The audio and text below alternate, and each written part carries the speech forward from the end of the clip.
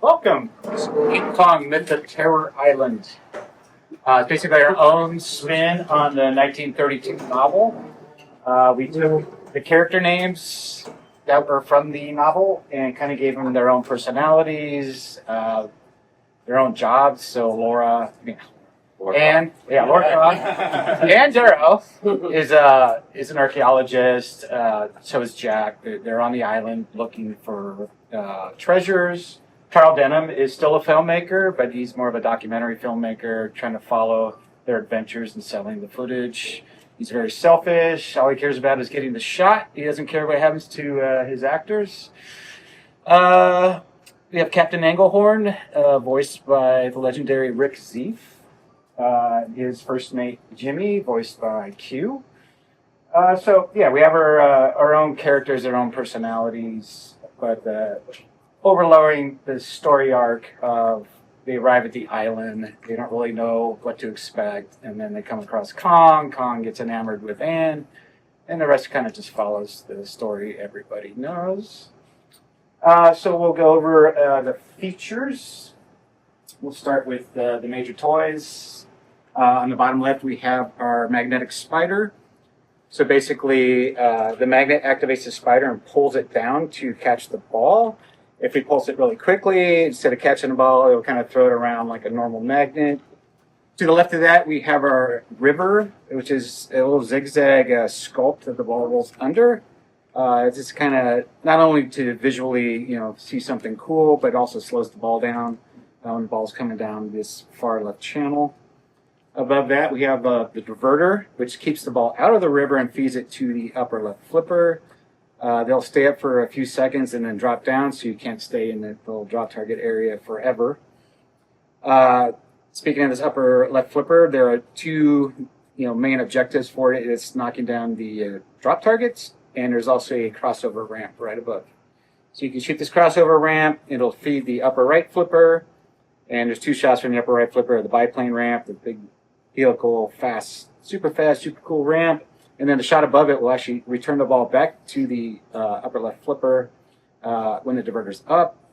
So you can do this little figure eight infinite loop up there, but it will eventually drop the diverter, so obviously we're not doing that all day long. The center ramp, that's our main locking ramp. In normal cases, it's just going to fling around to the left. If you complete the drop targets enough times, it will light lock on this ramp and activate a diverter to feed the ball into the subway car. You light all three locks, lock all three balls. Kong will, stop the third ball.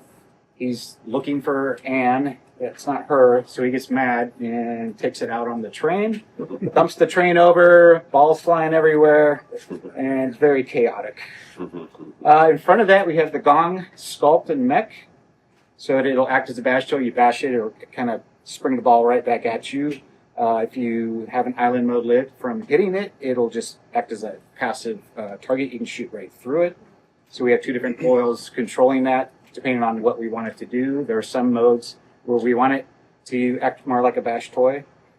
So if you're actually ringing the gong, it kind of swings back and forth and actually kind of has a realistic gong vibe to it. We have our little punchback targets. So the right orbit is a little kind of a corkscrew. Hits his target and comes flying back to the upper right flipper. Scares the crap out of you. You have to be prepared because, you're not expecting it. If we need to stop the ball up there, that target will not fire, and instead will drop into the VUC right here. Over all the way on the right, we have another VUC. That's our cave.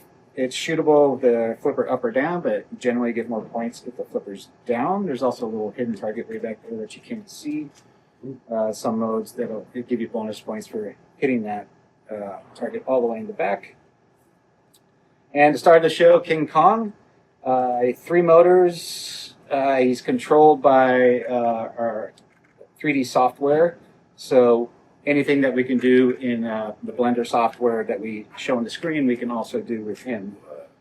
He can punch the glass, he can stop the ball, he can knock the train over, and he does a lot of little dances and whatever else we ask him to do.